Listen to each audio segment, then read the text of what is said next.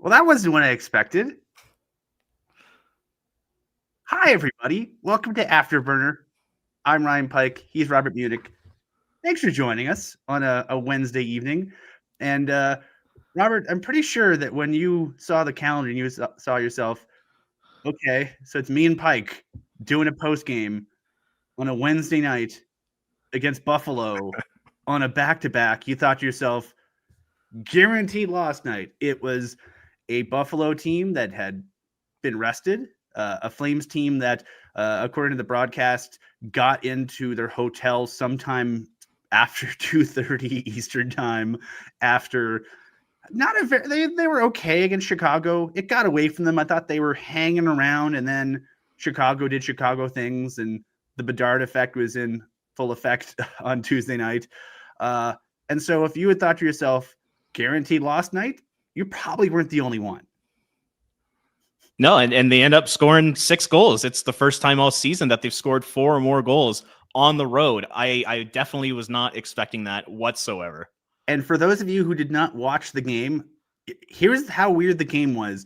All 8 goals in the game were scored on goaltenders and scored in the same net. Like the same end of the ice had all of the goals in it. It was that kind of a game. Before we dig into this, Afterburner is presented by our friends at Bet365. Let me make sure I have the reader up. Whatever your bet is, it's never ordinary at Bet365. Download the app and get in on the game. Use the code NATION. And we'd be remiss also if we did not tell you about the Super Chat. If you want to get into the broadcast and have your chat read, send us a Super Chat. Proceeds from our Super Chats will go to the Youth Centers of Calgary. The Youth Centers of Calgary is a place where kids are welcomed and accepted as they are, a place where they can get a break from the chronic stress that is the reality for many of their lives and can be accepted and flourish through connection and fun. This was kind of a game I was not looking forward to based on the circumstances, and it turned into kind of a fun hockey game to watch. We'll go through the goals because, my word, a lot of stuff happened in this game for what I thought would be a sleepy Wednesday night game where Robert and I would be talking about our feelings and existential dread. Instead, we're talking about a bunch of goals, many of them pretty good goals. Yeah. Where is my sheet? Alrighty. The Flames, strangely enough, opened the scoring. This was a game where the Flames never trailed. They led for the majority. Change is actually a second goal in less than 24 hours. Assists go to Sharangovich and Kevin Ball in that goal. Flames go up 1-0. Very similar to the goal he scored against Chicago in terms of just getting to a favorable angle and just finding a spot. And, I think Anderson, let's be honest, did not have a good year last year. I don't think it's unfair to say. He himself said that multiple times. Mm-hmm. He's been a lot better this year. I think him and Kevin Ball have been their most consistent defensive pairing, and it's allowed the Flames to sort of try some other things to other pairings. I think they've needed to at times. So I will just say this was the beginning of a very nice game for Anderson. Absolutely. Yeah. I would say like the last 10 games, he's been really good. I personally thought he got off to a little bit of a slow start this season, but over the last, 3-ish weeks here, he's actually been really solid, and it couldn't come at a better time for the Calgary Flames because, he doesn't have a contract. He's on the trade block. You take a look at the Athletics trade board today. He's number 1 on that trade board. So this is a fantastic time for Rasmus Andersson to be turning it on. And, that's a few multi-point games in a row. It's great to see. And it does feel like he's got that kind of Anderson swagger back to his game. He's kind of a bit of a prick out there with his chirping and all that. That's the kind of Rasmus Andersson you need. And when he chips in offensively too, that's just an added bonus for him. And one thing I want to ask you, Pike, how would you feel if Rasmus Andersson stared you down in the crowd? Like if you're sitting front row there and in the crowd, he gives you that death stare. I've been stared down by him in person. It's terrifying. It does not look like it's fun. He's a sweetheart, a very nice guy most of the time.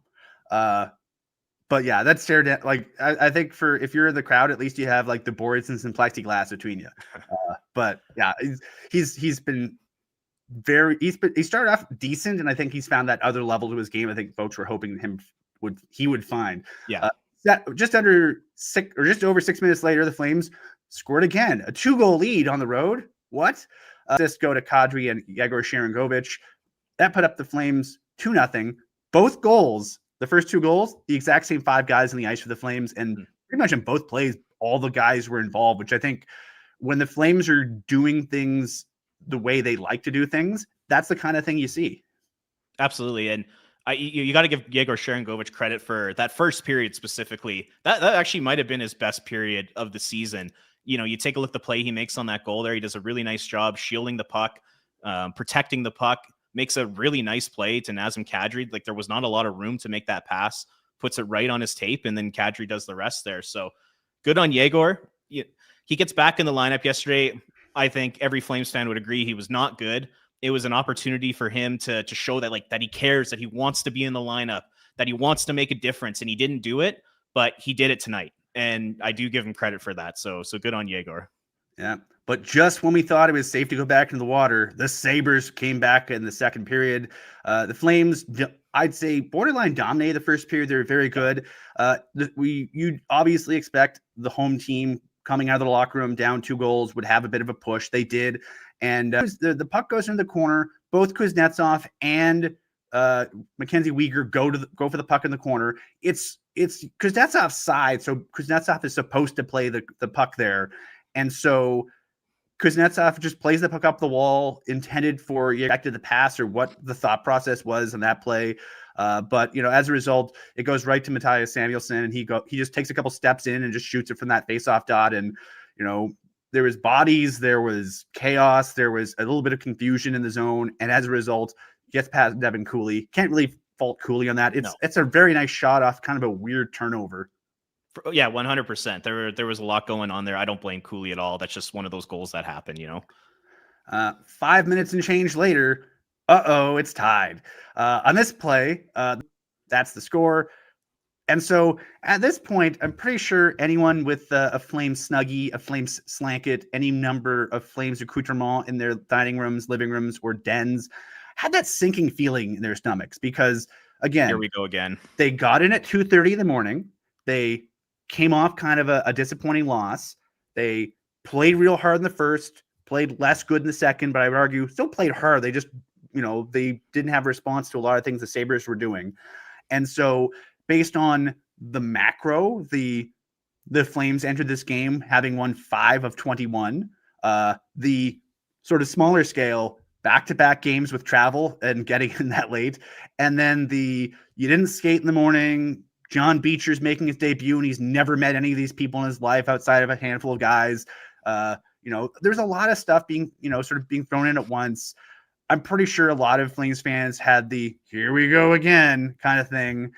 And the Flames essentially went in the third period going, okay, we're going to start winning now. And then they started winning. Yeah. That to me, like that second period felt like the Chicago game.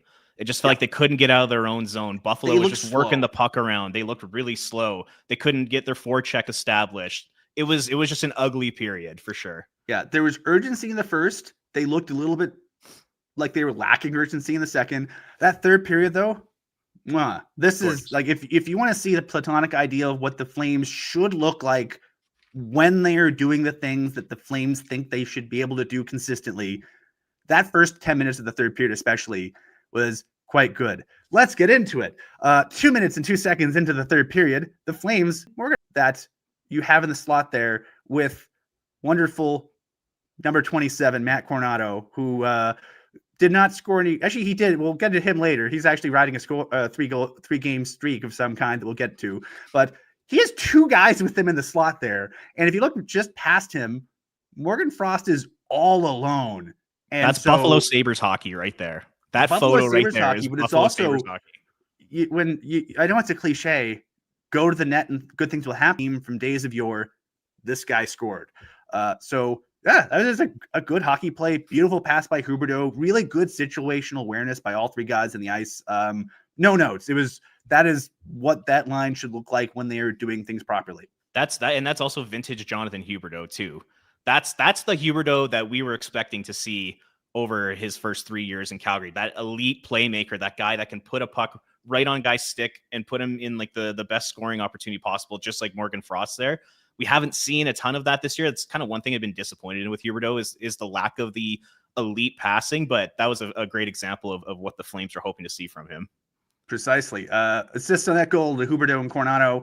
A little bit more than 5 minutes later, the Flames added some insurance. And this one was a very similar kind of like Coleman, Lloyd, a 3-2 lead, or a 4-2 lead, rather. That was the goal I think they needed. That felt like a backbreaker for the Sabres. It felt like, after the Flames got that 1-goal lead, it kind of felt like next goal wins territory, because if you bounce back and you have that big 3-2 goal, and then you give up a goal 5 minutes later to tie it, you're like, oh, here we go again. Mm-hmm. This felt like it really took the wind out of Buffalo's sails. Yeah, I think so too. And the thing with that goal is, if you were to ask Ryan Huska, what is the perfect Calgary Flames goal? I think he would show that clip. Like you said, they were working their ass off on the cycle. They get the puck to the point shot with bodies in front, traffic in front, and then Michael Backlund bats home the rebound. If you listen to Ryan Huska's postgame analysis, it's a lot of, we didn't get to the net, we didn't get enough opportunities with bodies in front, and that was the perfect goal. That's everything Ryan Huska dreams about was in that goal. That's how the Calgary Flames are going to score this season. Precisely. Backlund's 4th of the season, Anderson's 6th assist of the season as well, and then we got a backbreaker. And even if you can break it back, that's already broken. We got that goal a couple of minutes. Nice it was a really nice game for that entire line. I love the individual effort there. We spoke individually and as a group about Joel Farabee last year and this year. Joel Farabee, bless his heart, he tried hard last year. He just did not have it going. He was fighting it for pretty much the entire tenure once he put on a red sweater. Sometimes it doesn't go for you. This year, I thought he was good in camp. When the Flames were piling up L's early in the season, he was one of the bright spots, and he's managed to find a scoring touch a bit this year. And, that was just a very nice play. And it's kind of nice, especially he's a Syracuse guy. He's from Northern New York. I wouldn't be shocked if he didn't have some family of some kind in attendance. And it was kind of nice to see him get rewarded a couple times. Yeah. And they said on the broadcast too, like his brother brought the hockey team that he coaches out to the game, and they were all like along the glass during the warm-up. So I do think Farabee had a lot of people there. So it was nice to see him pot a couple, and it's just nice to see Frost and Farabee in the same game, putting up some numbers. Had they done that last year, they probably would have made the playoffs. I really believe that. There were a lot of one-goal games where you're like, God, could like Farabee and Frost just put up like an assist or a goal, but it didn't happen. So, good on Farabee. I mean, prior to tonight, he was on pace for about 28 points this season. And if you were to look at his numbers last year, he was about on pace for 20 had he played 82 games. So the production just hasn't been there. So, but, like you said, the thing is, he's working hard. In the first 15 games of the season, he was totally snake bitten. He was getting a million chances. So it's nice to see him finally starting to put a couple home. And yeah, that finish on the breakaway was really nice. Yeah, assist on that one to Anderson, his 2nd of the game, 3rd point of the game, and Kadri, that gave Kadri 2 assists on the evening as well. And of course, we finish it off to add, I guess, more insult to insult. Oh, yeah. The weirdest ham goal, Matt Coronado for Ellis here. He came in. He was a waiver claim originally. He came in. Buffalo's carrying 3 goalies. He's arguably been their best one this season. He's been really good. I heard so many nice things about him, and I just think, you can't really blame him on any of the goals. He was kind of hung out to dry by his defense. It was, as I think you mentioned, vintage Sabres hockey in front of him, for better or for worse. 6-2 final. The Flames improved to 16 wins, 13 losses, and 6 wins. 6, 13, and 3. If they get to 16, games, then they're going on a heater here. Oh, yeah. These games, apparently, they count for extra. But yeah, 6, 13, and 3. So 6 wins, 16 losses in the first 22 games. They'll be back in action on Saturday night in the late game against the Dallas Stars. Coincidentally, that's another back-to-back set. They'll play Dallas on Saturday, and then they're on the road in Vancouver on Sunday as they start a 5-game road trip with a crap ton of travel. And tonight, also, you got to give credit to Devin Cooley. He picks up his first win as a Calgary Flame. Based off the way he's been playing this year, he probably should have had a win already, but he's gotten literally no help offensively. So I'm happy for Devin Cooley. And you take a look at the score sheet tonight, and there's a lot of multi-point games, which you haven't seen this year. Rasmus Anderson, 3 points. And then Huberdeau, Frost, Sharon Govich, Coronado, Farabee, Kadri all pick up 2 points tonight. It's great to see that because we just have not seen scoring this year, and it's fun to watch teams score goals. Yeah, if we want to talk about the platonic ideal of a Flames victory, I mean, we've beaten it to death on this show and the other shows. The Flames are not a team that has high-end talent. They are a team of hard workers and good players, but they arguably have no elite players. And so this is the type of game they have to have. They didn't get any power play goals, but their penalty kill is perfect. They got key saves when the game was up for grabs, and they're, if you look at the goals they scored, I mean, you got goals from, pretty much all 3 lines, 3 out of 4 lines. Yeah, except the fourth. Yeah, and you get a goal from a defenseman, which has barely happened this year too. Yeah, they got the contribution they needed. Their best players were better than Buffalo's best players. And you can make a case that maybe Buffalo might have more star power than them, but the Flames made Buffalo play the Flame style of game, and the Sabres are not well suited for that type of game. And if we're gonna beat them up for their losses, we got to hold them accountable to their wins too. And this is a well-deserved win. And if this is the type of game that if they could replicate this another 60 times. They probably can't, but Don Maloney thinks they can. We'll get to that. Before we do some transitions, what did you think of John Beecher? For those of you just joining us and we're not aware of the John Beecher sweepstakes on the waiver wire the other day, Boston had an extra forward by the name of John Beecher, 2019 first round pick, 30th overall. He was, he only played 6 games for them, scored a goal, wasn't really factoring in for them. Marco Sturm. Yeah, I don't know if they're related, but Boston's head coach, some guys just don't click with you, so they decided to throw him on waivers, bring up someone else from the farm team. So he's put on waivers with the intention of sending him to the Providence Bruins. He was instead claimed by the Calgary Flames, who, by virtue of their 32nd place in the standings, had priority number 1 on the waiver wire. So the Flames claimed him. He met the team in Buffalo, and he played his first ever NHL game with the Flames this evening. He did not have a morning skate. He has never. The warm up was the first time he ever hit the ice with any Flames players in an organized setting. I thought he was fine. He was decent on the penalty kill. He was playing the left wing on a line with Sam Morton and young Adam Klapka, wearing number 18. He was credited with 12 minutes and 47 seconds of ice time. He had 1 face-off and lost it. He was even. He was on for, I believe, no goals for or no goals against. Yeah. Robert, what was your assessment of number 18? I think this is kind of the John Beecher that we're going to end up seeing in Calgary this year. It's going to be a guy who's not going to play a whole heck of a lot. He'll play a little bit on the PK. He played the second most minutes amongst forwards on the PK tonight. So, and put in some decent minutes there. He had a couple nice plays. Like I know, he broke up a play right around the offensive blue line to keep a shift going. That was all right. He made a nice play on on the penalty kill, coming in and getting a decent shot off. But I mean, aside from that, there wasn't a whole heck of a lot going on. From my understanding, just reading some articles, looking up stats, seeing what Bruins fans were saying about Beecher, tonight is basically the John Beecher experience. He'll have some moments, he'll skate fast, he'll win you some draws, play in the PK, but he's not an overly physical guy. He's not an offensive guy. He's not going to score you goals. I guess he takes quite a few penalties. He's prone to some giveaways, according to Bruins fans. So that's kind of what you can expect from him. I said on Twitter, he kind of seems just like a younger Kevin Rooney to me. That's the style of game I think we can expect to see from him. Yeah, I mean, he was this looking at the stat line, he was, for those of you who aren't nerds like us, the Flames tend to rotate 3 pairs of forwards on the PK. So it's always Backlund Coleman to start, and then they sort of have a couple different pairs. Joel Farabee was on a pair with Sam Honzik. Pretty much the second unit of the PK was those 2, and then the third unit was usually Huberdeau and someone else. So tonight it was the second unit was Farabee and John Beecher. The third unit was Sam Morton and Huberdeau. I thought they were all fine.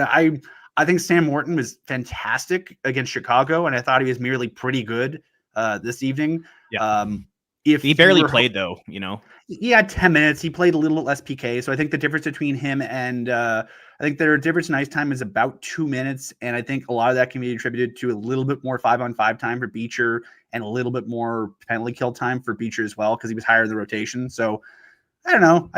If John Beecher was trying to wow me, I wasn't wowed, but I also think he's a fourth line winger / center. And I don't know if it's really helpful to be a wower in that role, but it kind of feels like, I don't think Morton did poorly enough to play himself out of the lineup. And they have another back-to-back set coming up. So it wouldn't shock me if the Flames kept the same 23 players they have for the time being and then go into that back-to-back and see if anyone stands out. And maybe Ryan Lomberg rotates back in one of the 2 games against Dallas or Vancouver, because I don't know, we'll get into the macro of it later, but I would surmise, based on the presence of a 24-year-old waiver claim, their AHL's best 2-line center from their farm team, Kuznetsov, and so on. Like, based on the human beings who are gradually being, worked into the lineup, I would argue we're already in evaluation phase. And, I think what better time to evaluate people than 5 road games the next 6 games, right? Yeah, and I do think they'll probably keep 2 extra forwards for this road trip. I'd be pretty surprised if they only brought 1. So I think that bodes well for Sam Morton getting a few more games in the NHL this season. Going back to John Beecher, one thing I do want to point out, he chose number 18. That number has been pretty cursed since Matt Stajan retired. Listen to these names. Matty franchise. Listen to these names that have worn number 18 for the Flames since Matt Stajan retired. James Neal, probably the biggest disaster in Calgary Flames history. Brett Ritchie, Tyler Pitlick, Ryan Carpenter, AJ Greer. It's like, oh man, that there's got to be like a curse with that number right Stanley Cup winner, AJ Greer, to you. Hey, that's fair, but only lasted 1 year in Calgary. The big one though is James Neal. Don't wear the same number as James Neal. What are you doing? Come on. Maybe he can redeem it. I don't Hopefully. know. All I know is John Beecher, brand new to Calgary. He might need some help finding a place to live during his tenure with the Flames, whether it's going to be until he goes on waivers again or even longer than that. I think he hopes longer than that. And I'm sure if he really wants to make sure he finds a good place, he'll engage our friend Derek Newman at CIR Realty, because, Derek Newman, he's pretty good. He's pretty good at connecting people. And the thing that really stands out, Robert, to me, is Derek's unmatched service. Customer service comes before everything when you work with the Derek Newman Group. Derek makes sure that clients feel supported from start to finish. They provide complimentary staging so that you can feel confident and prepared for your home to hit the market. And he's never too busy to answer questions.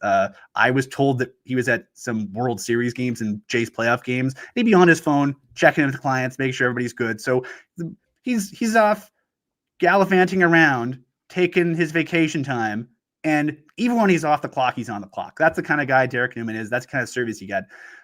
And he provides detailed info and checklists so that everyone feels in the loop the whole way through.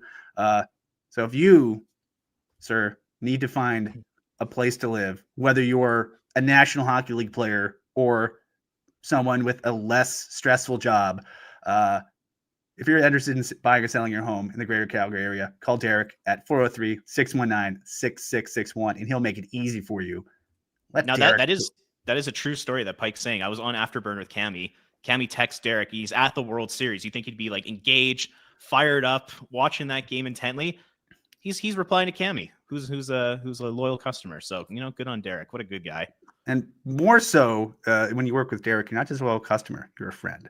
Absolutely. Because, if he was less good at his job, he'd be like, Cammy, I'll talk to her on Monday. No, he wants to make sure people are supported. So connect with Derek, folks. Hey, random question for you, Pike. Yes. How much of an advantage is it for the Flames organization to have both the NHL and AHL teams in the same city? I would say less so than it used to be, because they put in the paper transactions rule. But so for those of you who are unfamiliar, it used to be you could basically just ferry AHL players back and forth in the NHL and just park them in the AHL for a day or two to save money and then bring them back up. The new rule is they can't come back up until they've played a game. So Daniil Miramonov was not allowed to be recalled by the Flames until he played an AHL game. Similarly, Rory Cairns just became eligible to be called back up again because they sent him down and he just played an AHL game. But I would say the big thing is the Flames players, when they go back and forth from the Wranglers, do not need to engage Derek Newman every damn time because they're living in the same city. So, if you're someone, people, you and I are both biased because we live in this fair city. Weather's pretty good. We got Chinooks. Winters aren't too bad. Springs are pretty nice. We wish we had more defined seasons, but if you're someone who likes the outdoors, there's plenty of opportunities, whether you like the river paths or the mountains or what have you. So if you're someone who is a professional athlete with a family and you don't want to worry about, let's just say hypothetically, schlepping your family between Bakersfield and Edmonton, or Stockton and Calgary, or Syracuse and Tampa Bay or whatever, there's plenty of. Syracuse is very nice. We're not shitting on the beautiful abode of Syracuse, New York. But if you are being sold, if you're saying hey, sign with this NHL team, and you're thinking, I'm going to be living in Miami, I'm going to live in Tampa Bay, I'm going to live in Vegas. Vegas is a bad example because their farm team is in Henderson, a beautiful suburb of Vegas, but it also proves the point. A lot of teams prefer to have their farm team close by because, it's easier to get. You don't have to, figure out your housing twice. You just do it once, and whether or not you're in the NHL or not is immaterial. It just changes your revenue a bit. But Dallas has the Texas Stars, which is reasonably close to Dallas. There's a bunch of teams that sort of have them reasonably close. Toronto with the Marlies. You don't need to have necessarily two completely different hockey ops staffs. You can share staff because you're not really flying back and forth. The Flames have beefed up their developmental staff a bit, because they don't need to spend as much money flying people back and forth to Glens Falls, New York, or Omaha, Nebraska, or I'm forgetting where the hell, Moline, Illinois, where Quad Cities was, St. John, New Brunswick. New Brunswick's very nice, but it's just a long flight. So you're saving money on flights and logistics and hotels and stuff, and you can spend more money on an extra dev person, for example. So I wonder for like NHL, AHL tweeners, I wonder if it's a deciding factor. If you're a guy like Dryden Hunt, because you're going to be in the same city, even for college free agents too. You know that you're going to be in Calgary, whether it's in the AHL or a couple years later if you get a chance in the NHL. And you're playing in the same building. I'll flat out say there's Flames staffers at every single Wranglers game. Even when the Flames are on the road, there's Flames staffers there, front office people, dev people. And so if you are in a far-flung burg somewhere in the AHL that's not in the same city, you could probably feel forgotten about. Even if you're not, it's easy to feel like you've forgotten about. So that's a good question, though. I know when the Vancouver Canucks farm team was in Utica, this is in the Jim Benning era. Jim Benning would literally go there once every 2 years, and these players are what the hell? How is this guy not watching us right now? And I think it really upset them, but that's obviously not the case in Calgary. Like you said, there's guys there every night checking in on him, which is great.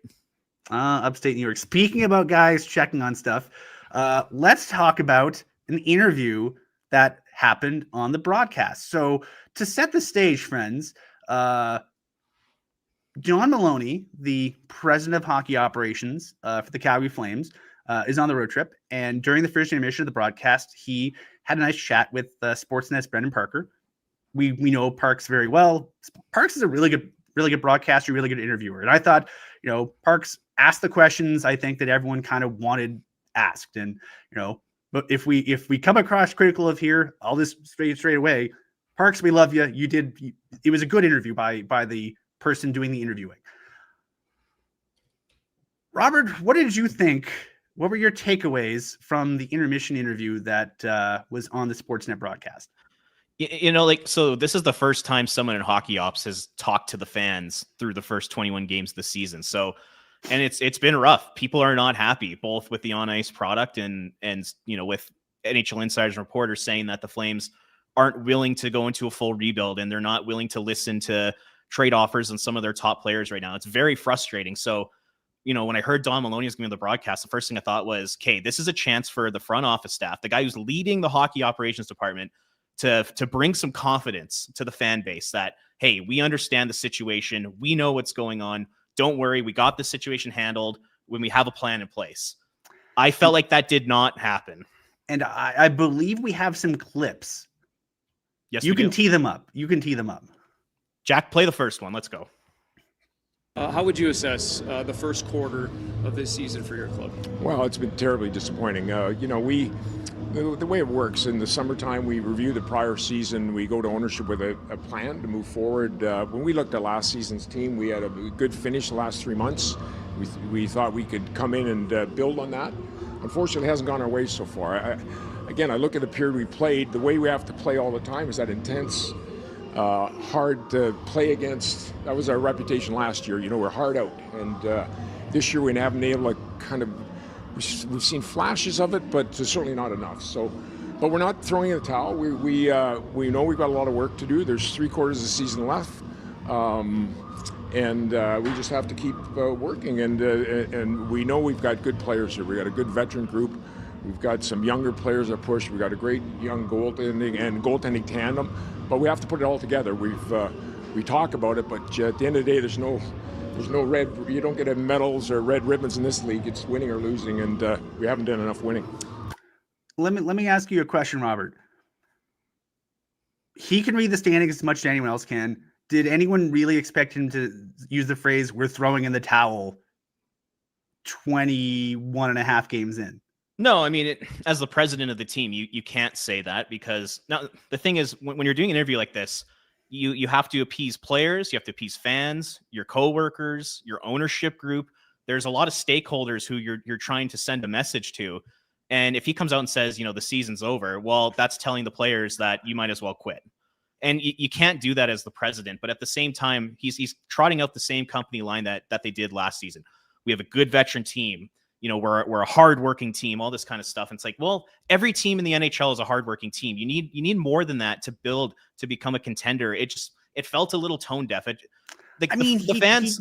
He did admit it was a disappointing start to the season. So well, obviously, yeah. You started off on the right note there. My thing, though, is just the fans know what's going on. Calgary's a very savvy hockey market with a lot of smart fans. We all know what's happening.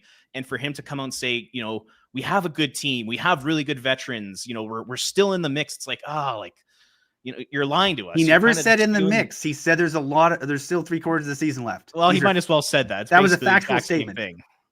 3/4 of the season left, and I believe heading into this game, when you factor in points percentage, they were somewhere around 12 to 13 points out of a playoff spot. Yeah, you take a look at playoff odds, at the Athletic and Dom's model, they're 2% right now. So to me, it's just tell the truth. The fans they were 1.5% heading into tonight. Oh yeah, not great. What did you think of that answer? I think the problem is I will say this: we're basically watching them play a poker game right now, and so I don't think it would really I think they've been very clear. Rasmus or not, Michael Backlund during the European Player Tour flat out said, "Yeah, they're going to trade Anderson," and yeah, they're going to trade Anderson. I think that's sort of a foregone conclusion. He's on a time pressure. You have a time pressure to move Anderson. Everything we're hearing is fairly far apart on contract talks. These are not surprising statements. It was kind of refreshing actually to hear Backlund say it in so many words. Mm-hmm. Other than that, when you're like, yeah, it makes sense. We can all read Puckpedia. We kind of know when contracts end. Sure, that makes sense. Other than that, everything we're hearing from insider, case in point, Pierre LeBrun's excellent, his rumblings column at The Athletic today, dropped. I think today the Athletic either yesterday or today dropped their trade board, and Anderson's number one because of course he is, and then Coleman is on it with a year left in his contract after this year, and Kadri with several years left is 21, I think.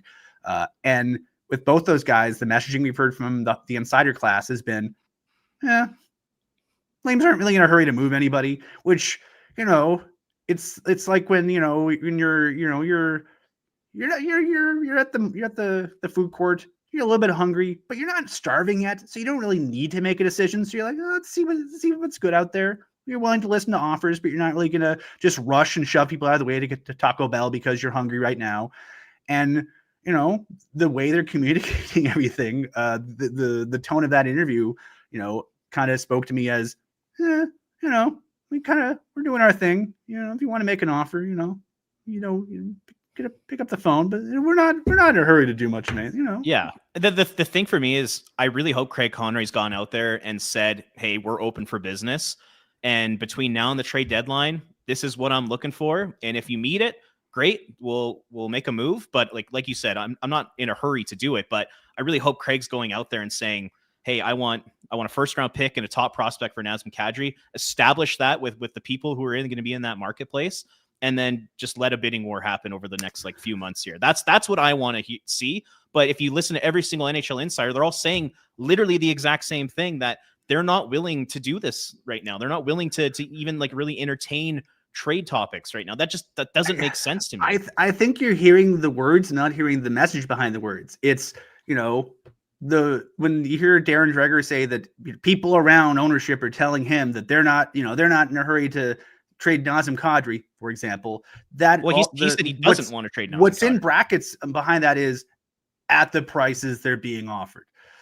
And so, but that doesn't really sound like what's going on to me. When you listen to Dreger, he's basically saying ownership does not want to trade Nazem Kadri.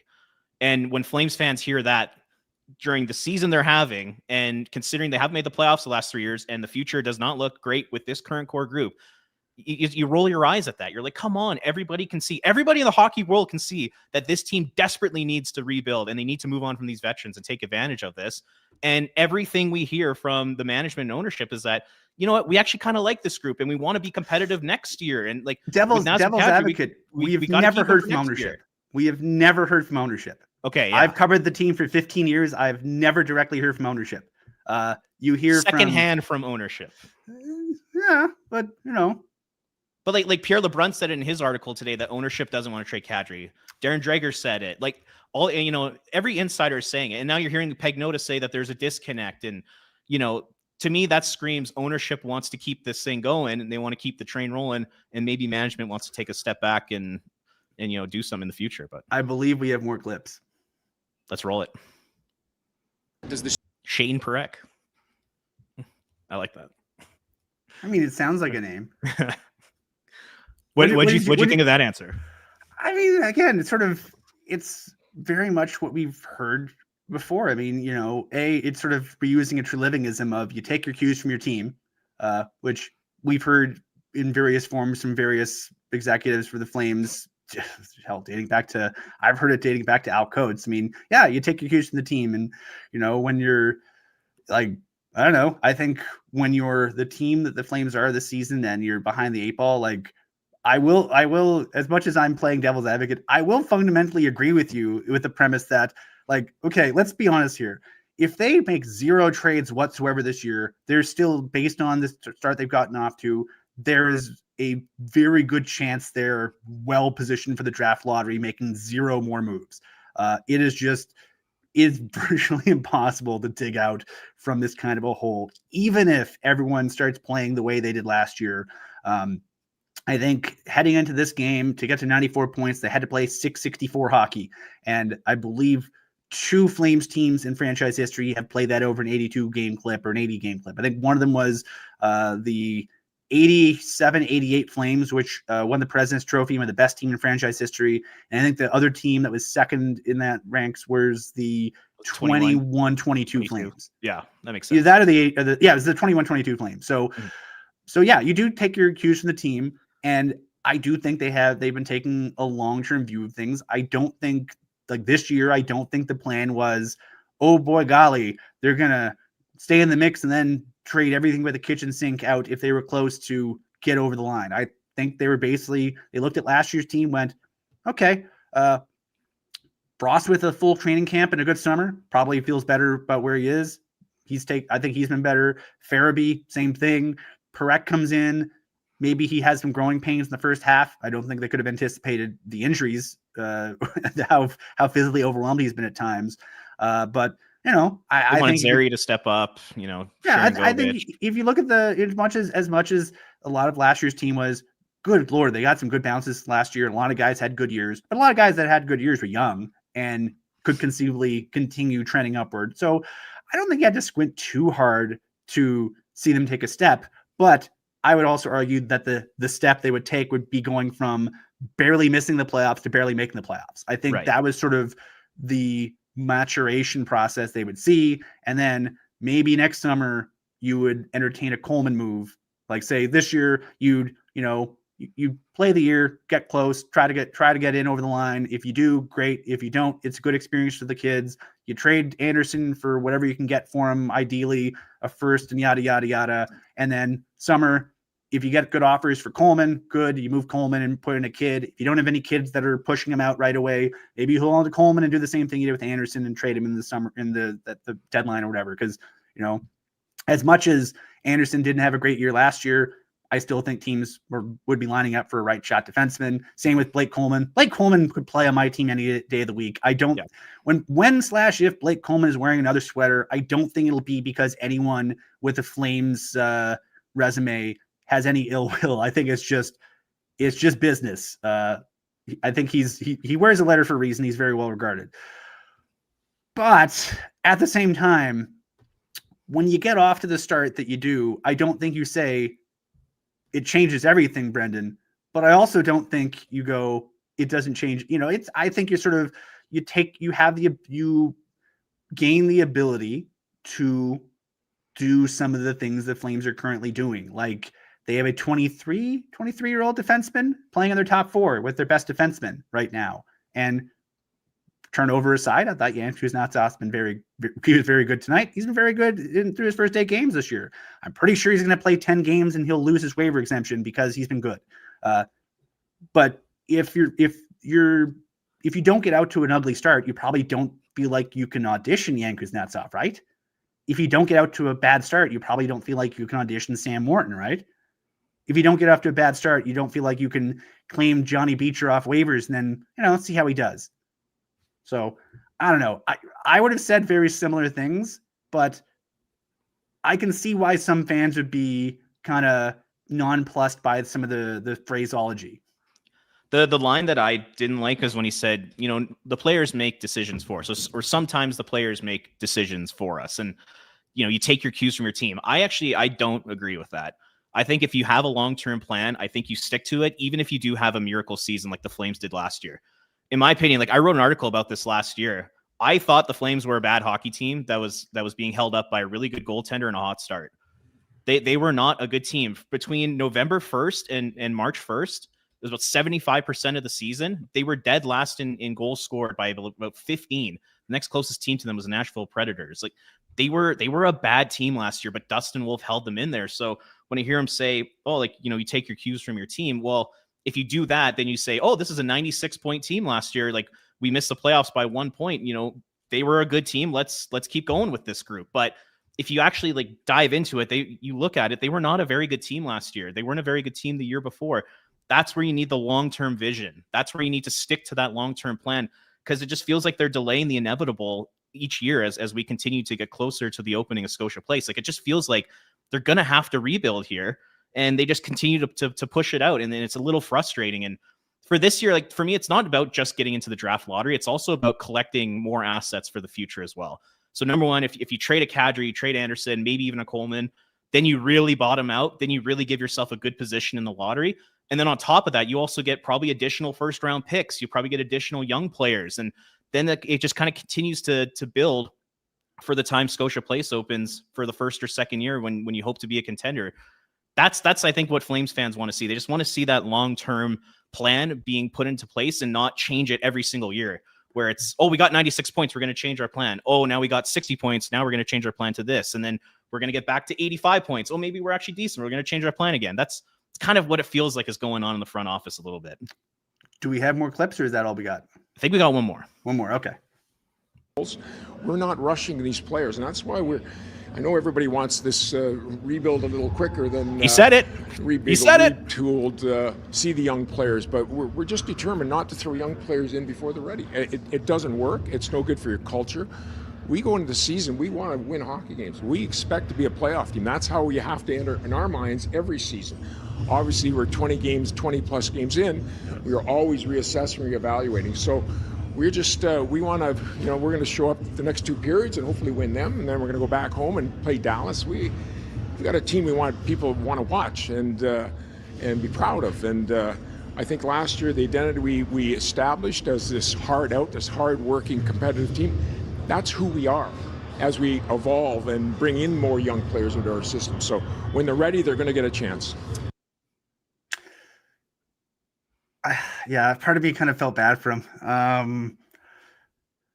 Honestly, Craig's better with the media. Honestly, Craig should probably be doing those interviews moving forward. But the one thing in there that Maloney said that kind of stood out to me was, we want to build a team that the city's proud of, that our fans are proud of. And I'd be curious to put it out to the chat here. Are you proud of this Calgary Flames team right now? Are you proud of the current group and also the direction they're going in? That's something I'd like to hear from the fans. I latched on to a different part of the same sentence, to be honest with you. I think the beginning of that sentence was, we want to build a team people want to watch and be proud of. Last year, if you want to be completely honest, the Flames you call them a bad team. I would call them a respectable team. They were in every game. They were a tough out. To be charitable, sometimes they were not the most exciting hockey team in the world.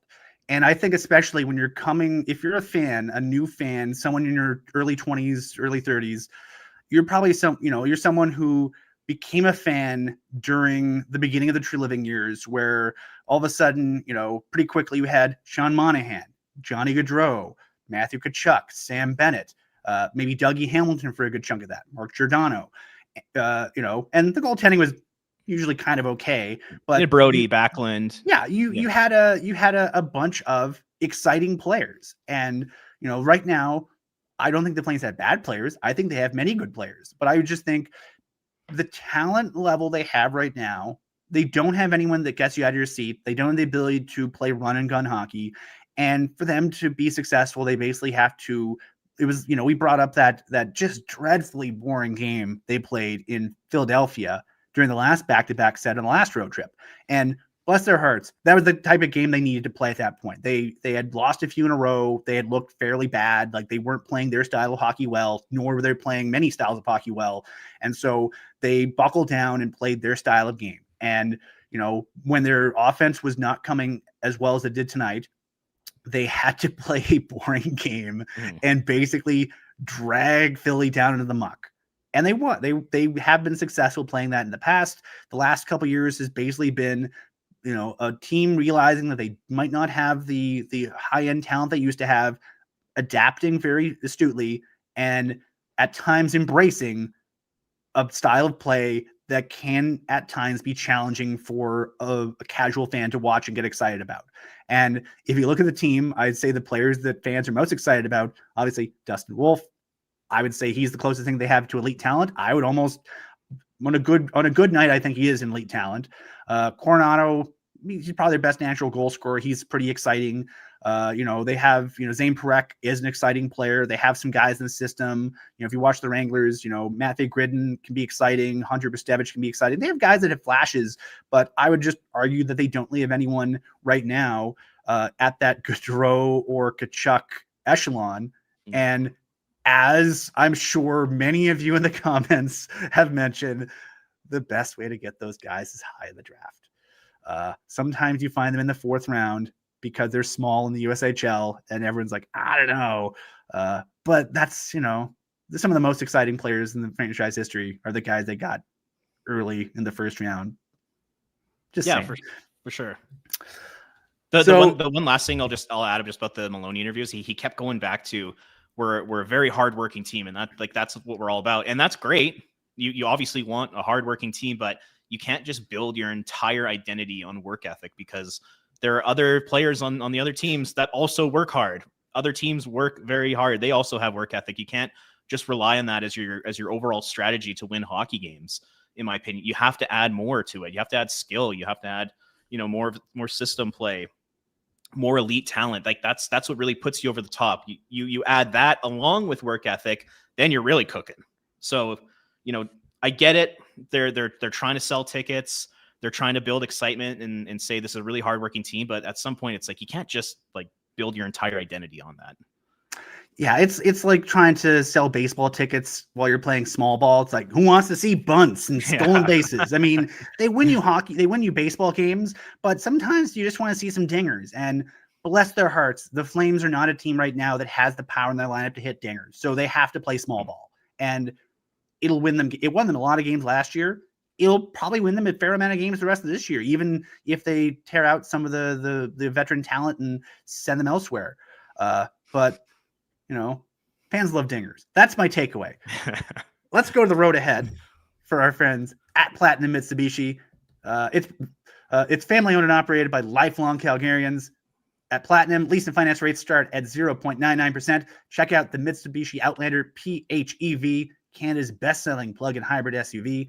Get into the best back cars in the country with a standard 10-year powertrain warranty at Platinum Mitsubishi, 2720 Barlow Trail Northeast. And if you see Mike Gould, tell him you want him to get that Hawaiian hula chair for the draft lottery show.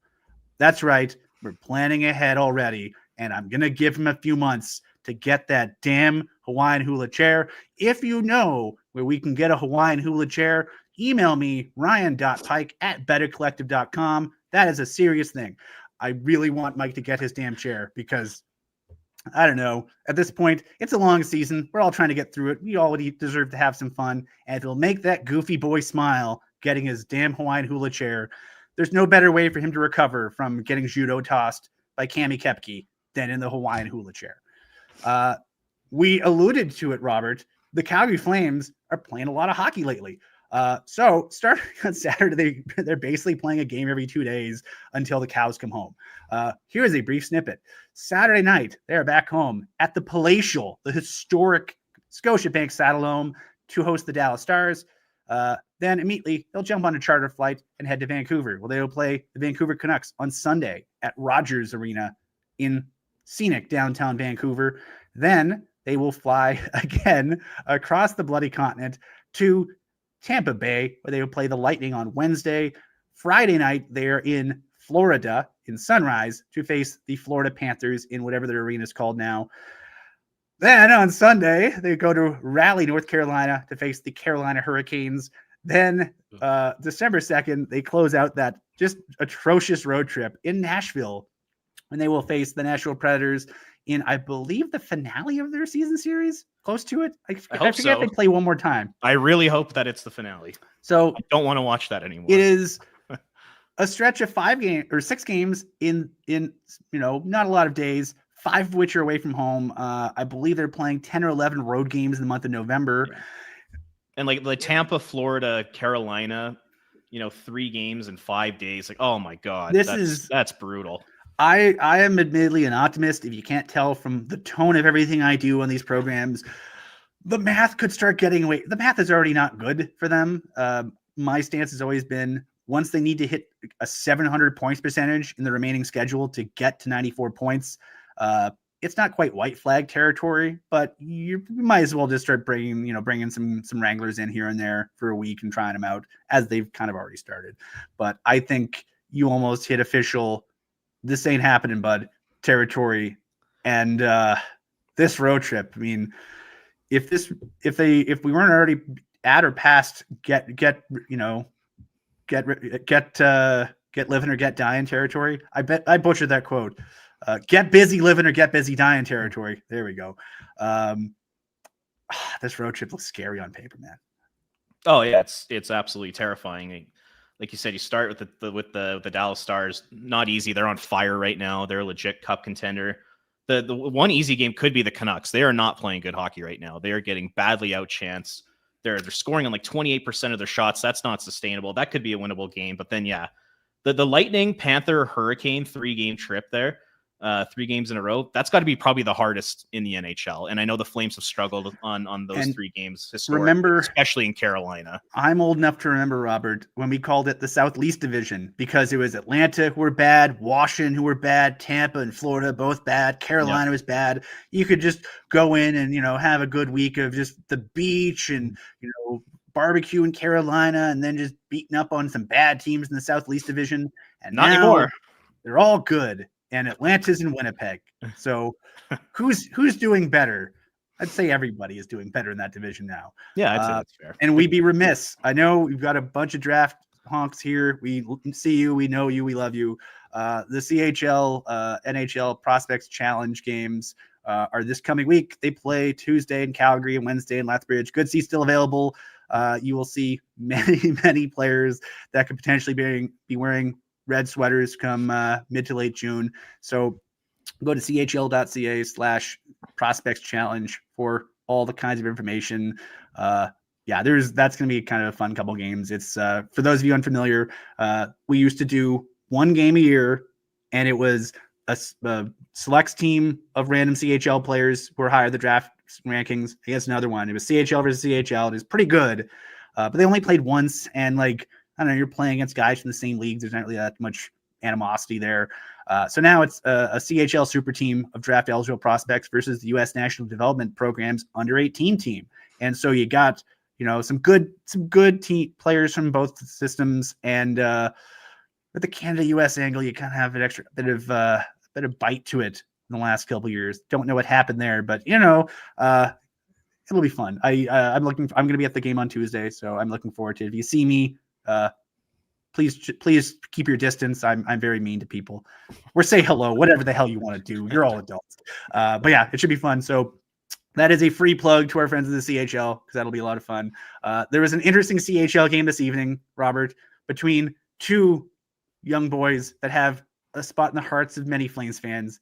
The Iginla brothers, Joe Iginla and the Edmonton Oil Kings, are currently facing the Kelowna Rockets and Tej Iginla. And I forget what the score is. It was 0-0 when we started this broadcast. And currently it is 2-2 late in the second period. The Iginla Bowl. Currently, no Iginlas have any points of any kind, but I'm sure they're all having a great time. And maybe if it goes to overtime or a shootout, they'll replicate that moment at the end of the Simpsons hockey episode where they'll just skate out and hug and center ice, and people will start screaming that they want blood. Who does Jerome like more? Who's out of Joe and Tej? Who's Bart and who's Lisa? I don't know. I mean, I'm pretty sure Tej will end up being drafted earlier than Joe will, but I don't know. Honestly, I'll throw a flyer there. I think he likes Jade the most because she went to college and has already gotten some medals. And I believe she's currently captain of the Brown University women's team. So, I'll throw you a curveball. It's Jade, his firstborn, his only daughter. That is Jerome. I don't know. I don't know who Jerome's favorite child is. He'll probably say he has none.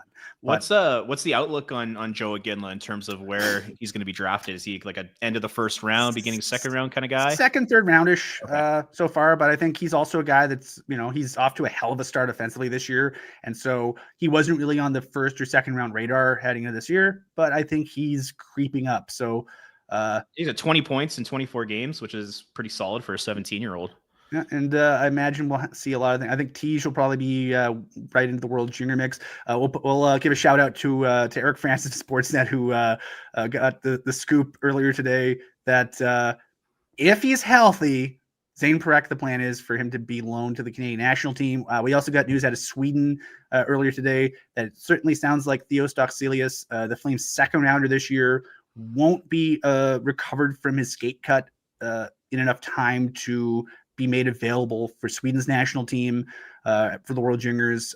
He was definitely on the radar, but he suffered a skate cut early in October, and depending on where you get cut, and there's a lot of things you got to go through, and expecting someone to heal that quickly in a couple of months and get back to game action is probably a tall order. But he's also barely 18, so he'll have another chance next year. But yeah, so I'm kind of excited at seeing potentially Zane Parekh get some swagger back and bend the junior hockey world junior talent pool to his will, because against his peer group, man, he's good. It's the right call too. I've talked about this on Afterburner before, but I really think it's important for him to get out of Calgary, get out of this fishbowl. It just seems like prior to the injury, we were dissecting his play so much. It was honestly over the top, and I was a big part of it because I'm posting clips every game.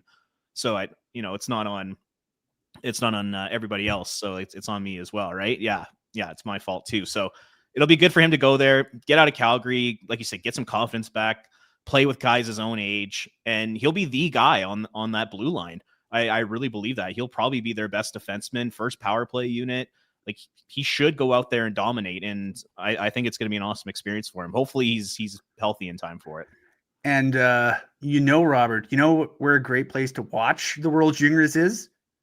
The Unicorn, with two fantastic locations, one in Mission on 4th and one on Stephen Avenue. I got to find my reader. I was just going out the top of my head telling you completely unprompted how much I love the Unicorn, which is why we're glad that they are fine supporters of our programming. The Unicorn 8th Avenue location is Calgary Super Pub. There's 3 floors, 3 bars, all in one spot. You got the sports cantina with all things sports. So you can basically any damn sport you can think of that they can find on TV, they will put on for you. And they also have darts, buck hunter, golden tee, pinball, those kind of things.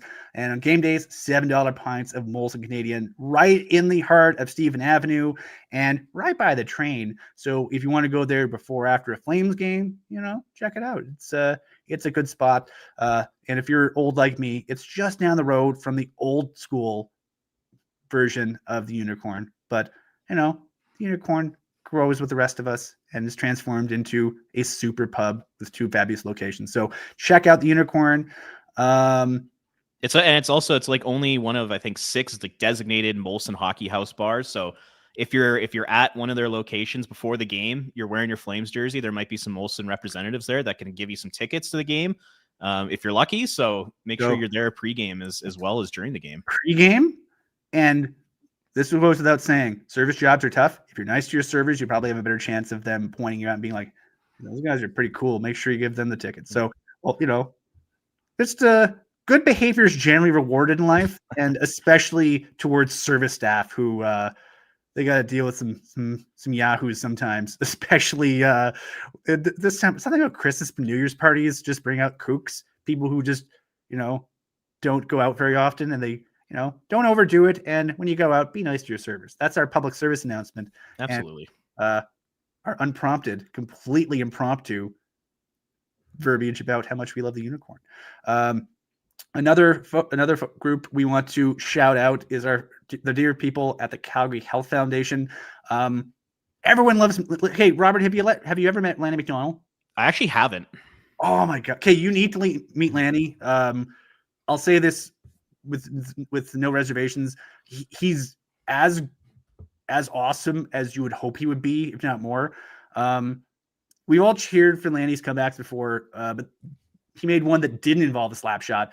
After suffering a cardiac arrest at the Calgary airport, Lanny's greatest assist came from the incredible team at Foothills Medical Center, and now he's giving back, teaming up with the Calgary Health Foundation to raise funds for upgraded cardiac catheterization labs. These labs help doctors diagnose and treat heart disease faster and better than ever. Lenny even got a little emotional in a new video with the Calgary Health Foundation. It's worth a watch, and maybe make sure you have some tissues with you because it's some pretty emotional stuff. If you donate before December 31st,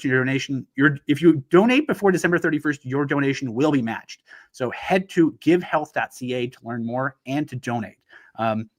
It's the end of the year. We're all sort of making sure that we're getting our contributions to various charities and also, holiday presents. And let's just say Calgary Health Foundation is a great place to spread a little love to, especially considering that they're matching the donations.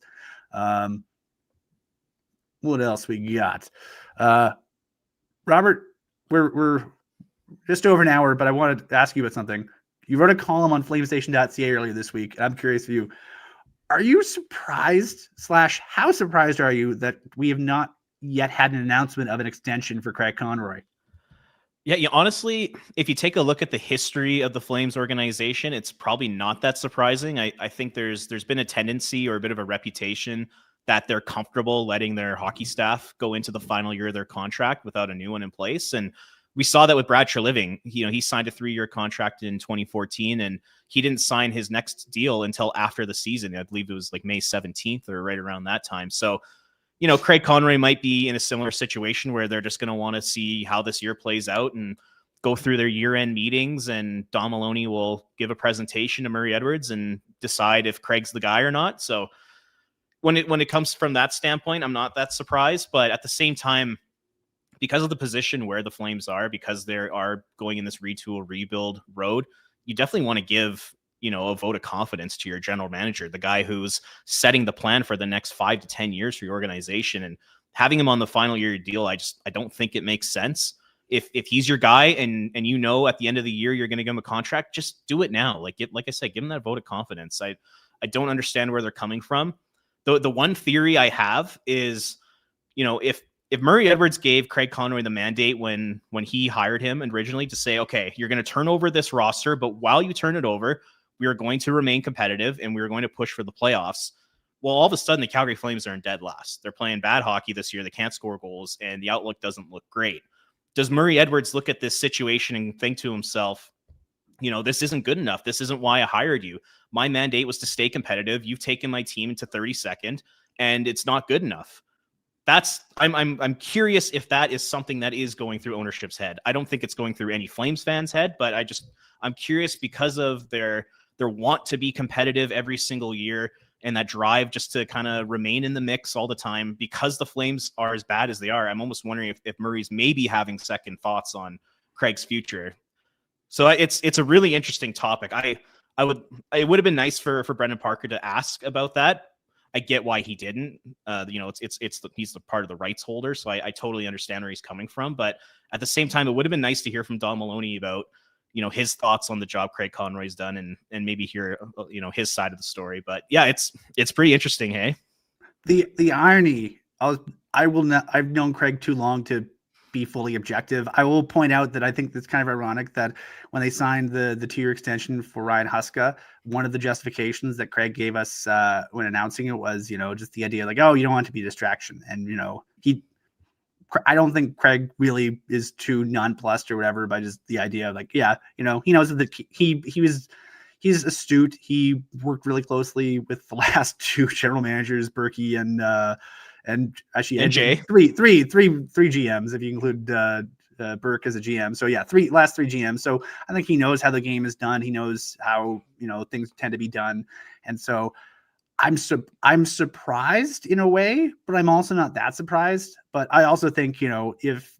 when he got hired, he comes in and says, "Here's the plan. We're gonna get through one of the weirdest years in franchise history in terms of navigating 7 pending UFAs and somehow remaining relatively afloat in the playoff race before the plane got dismantled and they had no choice but to miss the playoffs. Basically, I can't think of a GM in Flames history that had to navigate the kind of chaos that he inherited. And I would point to the drafting record. I would point to the number of quality players in the system, both the Wranglers and in Europe and in the junior and college. I think he's done far more to move things along in terms of the project they're embarking upon than anyone could have really anticipated. And I don't know. But I'm also like you and I. We're not putting up $120 million of operational funds a year to keep the things afloat. So if you're an owner and you're, I'll say this. I know it's very. I think anyone is allowed to criticize ownership, and I think they've definitely done things that are worthy of criticism. But dating back to the institution of the salary cap, they've always been spending to the cap, or at least willing to spend to the cap, and there's a lot of teams in small markets that have not done that kind of thing. So, I mean, I think this year and last year, the first 2 years, I can remember since the cap came in that they haven't spent the cap. And honestly, what the hell would spend the cap to? You're not going to spend $15 million. There was nothing that they could have spent the cap on that would have really changed their fate the last couple of years. James Neal's out there. No, not enough. But yeah, that's my 2 cents. So yeah, I'm surprised it hasn't happened yet. I'm expecting him to get an extension at some point, but it's kind of perplexing that it hasn't quite happened yet. Because I would have thought, just do it. If he sold you on a plan and you're like, yeah, I love that plan, and then 2 years in the plan, you're like, I don't know, I don't like the plan, man. What are we doing here? That's just me being pedantic. Speaking of things that can be chaotic but can be fun, Robert, are you going to the Jasper Pond Hockey Tournament? I don't know if I am. I haven't heard any one way or the other, but the Jasper Pond Hockey Tournament is back this year. January 23rd to 25th at the scenic Fairmont Jasper Park Lodge. the ultimate getaway in the heart of the Rockies. It's a 4-on-4 pond hockey tournament on the ODR. Teams of 4 to 8 players battling it out for the coveted Jasper Cup. There's an actual cup. We remember last year before, we've won it in the past, and Pinder paraded around like he'd won a real sports championship. He was very proud of it. But it's not just hockey. You can hang out with the Nation Network crew, pro hockey alumni, and fans from across the country for a weekend of live watch parties, prizes, and off-ice fun around Jasper. You may even see some of Pinder's vaunted high kicks. Please feel free to approach me in public because I don't do high kicks, but with Pinder, just give him a radius, and, especially past a certain time of night, he needs a radius to do his thing. So grab your crew, lace them up, and get ready for an unforgettable weekend. Spots are filling up fast. So head to nationgear.ca and register your team today. The Jasper Pond Hockey Tournament, where hockey meets the Rockies. If you haven't had a chance to go to it, go to it. It is a lot of fun. And now, Robert, we discuss briefly the fate of the Edmonton Oilers, who are having just a weird year, man. Just a weird year. And what better encapsulation of that weird year was tonight? I believe they lost 7-4 to the Washington Capitals in a game that was just very weird. One of the nice things to come from this disastrous Flame season is to see the pain that Oilers fans are in and that the Oilers organization's in. It's fantastic. I love to see it. I mean, I think life's more fun when both teams are good, but it is. But that's not the case, and it's fun to laugh at them. I mean, you either want to see success or chaos, and it appears we've chosen chaos this year, for better or for worse. And so after their 7-4 loss in Washington at Capital One Arena, they're hopping a plane, and they're going to where the Flames are going next week, Tampa Bay. And so our Bet365 game that we're going to highlight for Thursday evening is a game I'm pretty sure Flames fans look at and go, damn, can both teams lose? Between the Tampa Bay Lightning and the Edmonton Oilers, Tampa Bay has, I believe, some rest, but also a slew of injuries. They've, basically been rotating bodies in and out, and everyone's been a game-time decision. The Edmonton Oilers playing their second game in as many nights with travel on a long road trip. They might be going 11-7 because they're running out of bodies and they don't have the cap space to bring up extras, so they are using who they have. And so using who they have has led this to be kind of a rough one. On the money line, the Lightning, as both the home team and a team not on a back-to-back, are favored.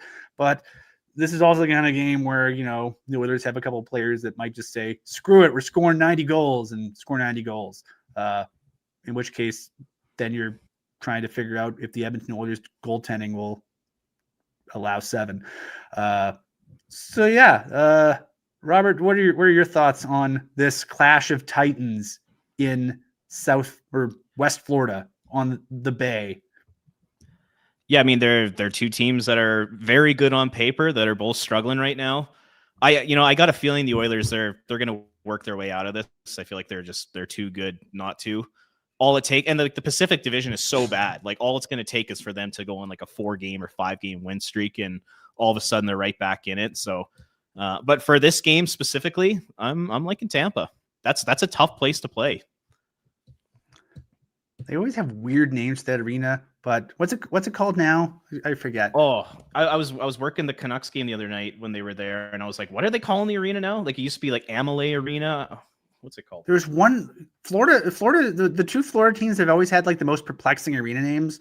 One of them is called National Car. Florida was the Panthers used to play in National Car Rental Center, and I thought that was the funniest name because it's just such a dumb name. But Tampa's the Benchmark International Arena.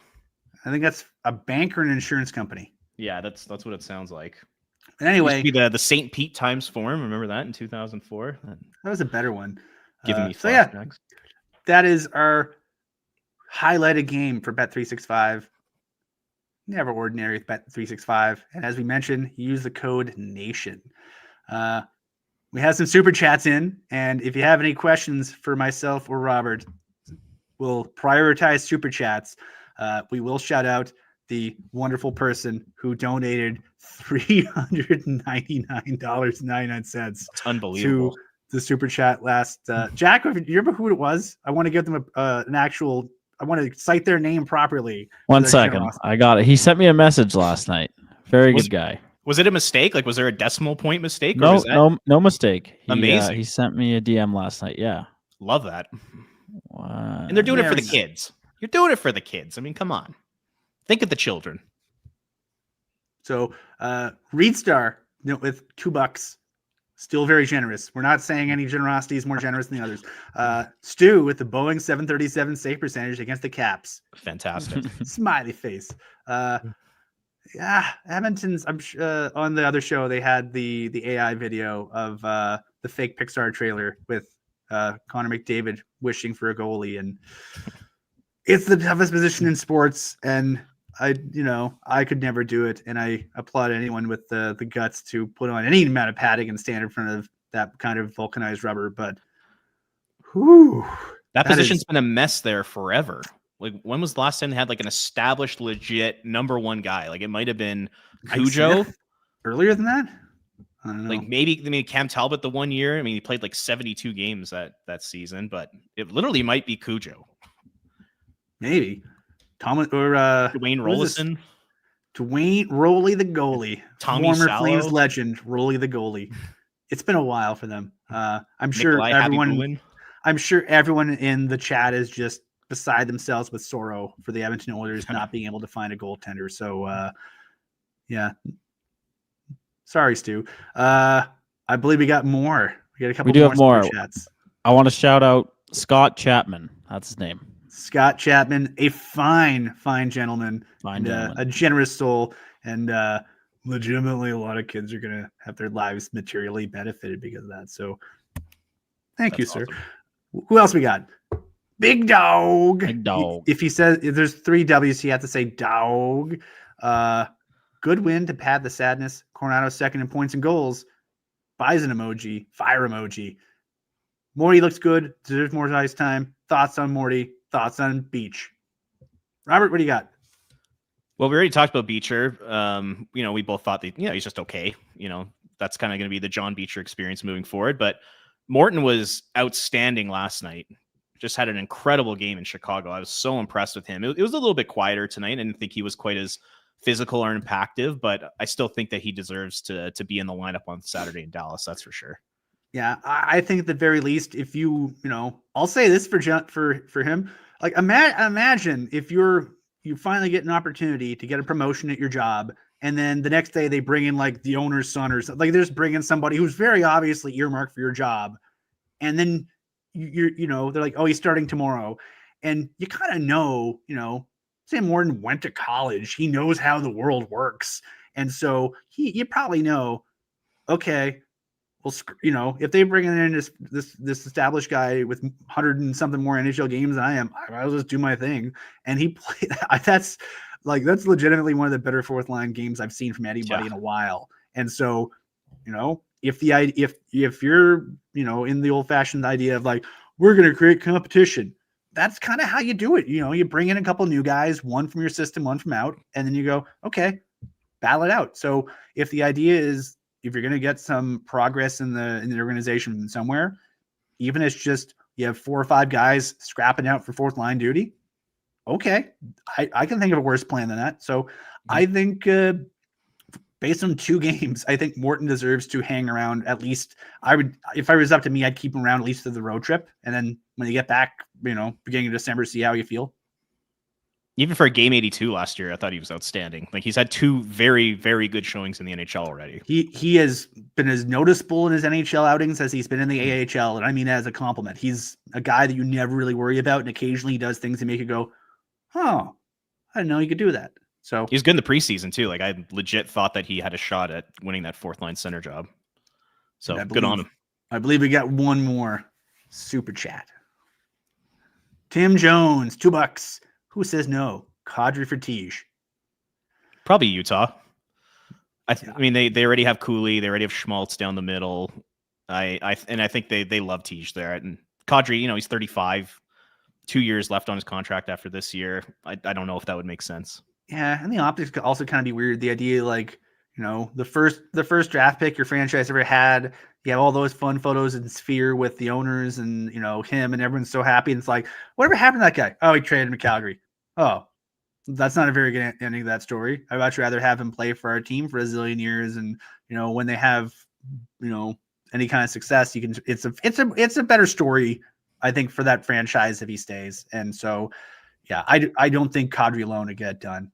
I don't know if Utah can be convinced to move Tej at all. Mm-hmm. Yes, I mean you're going to have what they hope is 12 to 15 years of Tej Ginla, or do you want 2 to 3 years of Nazem Kadri? Like I think you want Tej. All right, I think that is all the super chats that we have for this evening. So we will draw these proceedings to a close.